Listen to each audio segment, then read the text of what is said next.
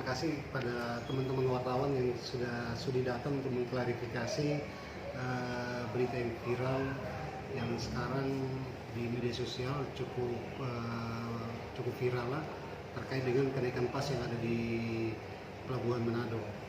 Perlu kami sampaikan bahwa peraturan direksi PD 05 tahun 2020 terkait dengan tarif pas masuk Pelabuhan Manado itu sudah berlaku sebelum ada saya. Jadi saya hanya melaksanakan peraturan direksi yang mana sempat tertunda. Sebelum pemberlakuan itu kami sempat berkoordinasi dengan pihak otoritas pelabuhan, dalam hal ini SOP. Bahkan menurut beliau tarif pas masuk Pelabuhan Manado itu termasuk kecil. Bahkan mereka meminta kalau bisa lebih daripada itu, Pak Rudi, karena pertama Pelabuhan Manado itu tempat parkirnya agak kecil, sempit. Jadi beliau mengharapkan supaya setiap penumpang pengantar ya nggak usahlah parkir di dalam Pelabuhan Manado, cukup kami berkeinginan supaya orang-orang yang pengantar penjemput tidak perlulah lama-lama masuk dalam pelabuhan, cukuplah mereka mengantar di luar, turunkan penumpang. Nah, itu kan pasti tidak dikenakan biaya. Kami juga memberikan kebijakan kepada teman-teman driver online seperti ojol atau Grab di mana mereka kalau mau mengantar penumpang di dalam itu kami tidak memungut apa-apa. Yang penting mereka tidak parkir, mereka cukup lewat, turunkan penumpang, lalu pergi. Yang selama ini yang kami kenakan itu apabila mereka parkir di dalam mengantar mobil bukan online yang mungkin mengantar keluarga, lalu mereka parkir di dalam situ, ya pasti kami kenakan sesuai dengan ketentuan yang berlaku.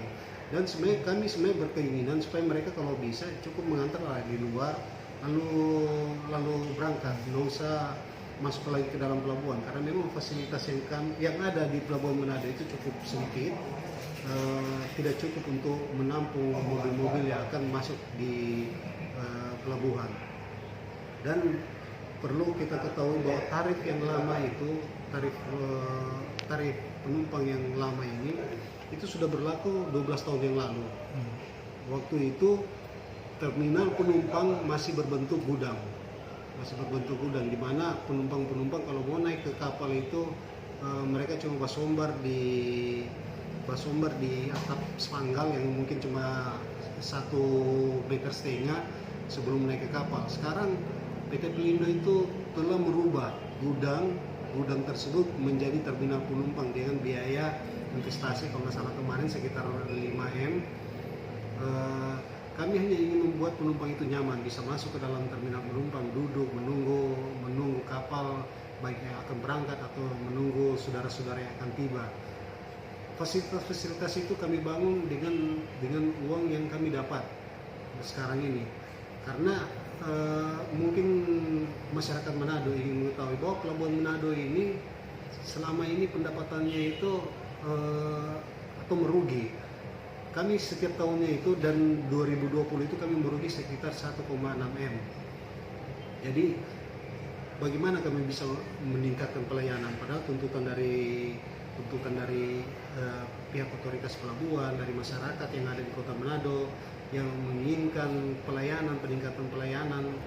Kalau seandainya pendapatan kami memang hanya segitu, jadi kami ini selama ini hanya disubsidi oleh pelabuhan-pelabuhan lain yang mungkin lebih untung, ya mungkin misalnya pelabuhan Terminal Peti Kemas Bitung atau pelabuhan Makassar atau pelabuhan Balikpapan. Kami disubsidi hanya untuk menutupi biaya-biaya kami.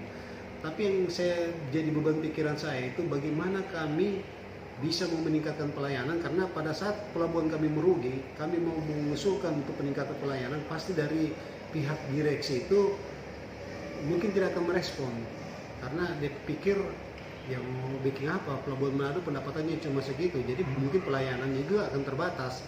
Nah, itu yang saya harapkan pengertian dari saudara-saudara yang ada di Manado, di Sangir, di Kepulauan, karena biar bagaimanapun kita pembicara ini ketahuan bahwa kita itu sebenarnya orang Manado juga, kita asli orang Manado, kita orang Bungan, masih ada di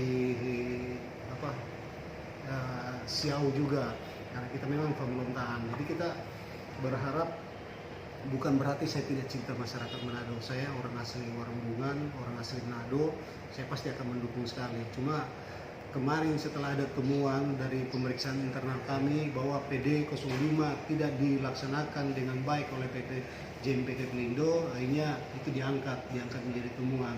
Ya notabene saya harus melaksanakan aturan direksi yang sudah ditetapkan di tahun 2020 kemarin.